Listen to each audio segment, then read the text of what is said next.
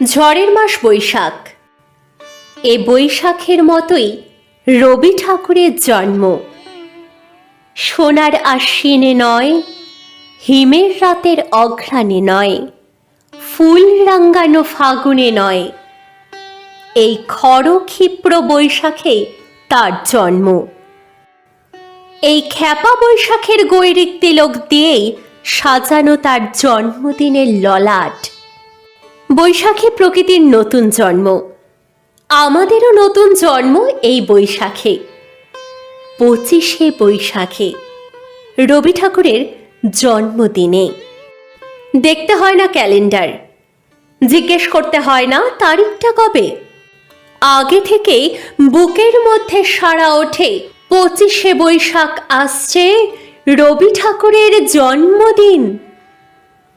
বছরে একটা দিনের জন্য তারা নতুন হয়ে যায়।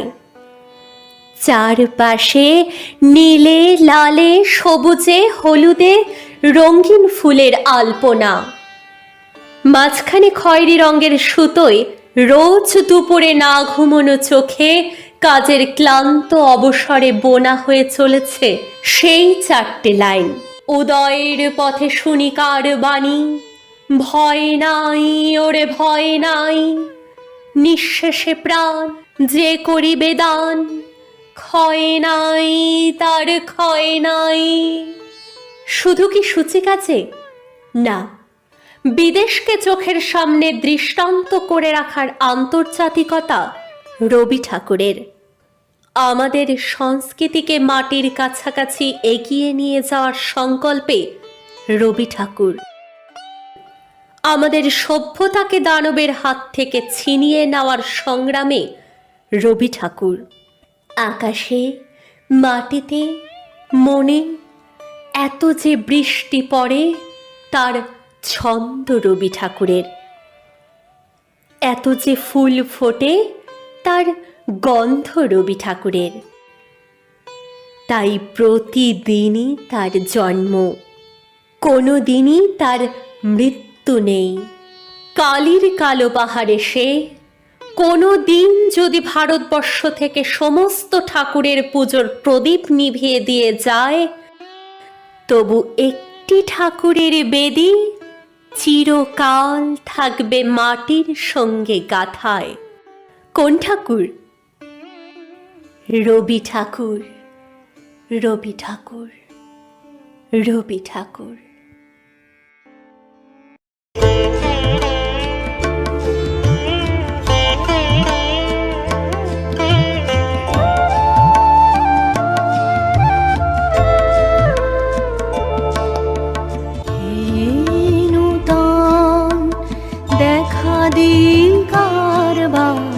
জন্মেরও প্রথম শুভক্ষণ, তোমারও প্রকাশ কুহেলিকা করি উদ্ঘাটন সূর্যের মতন, তোমারও প্রকাশ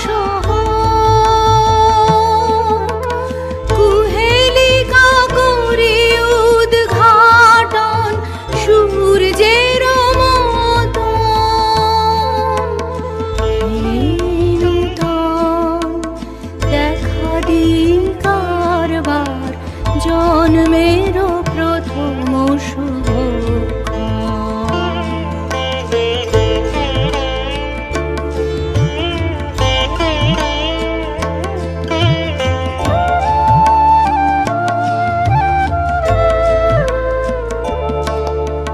রিক্ত তার বক্ষ ভেদি আপনারে কর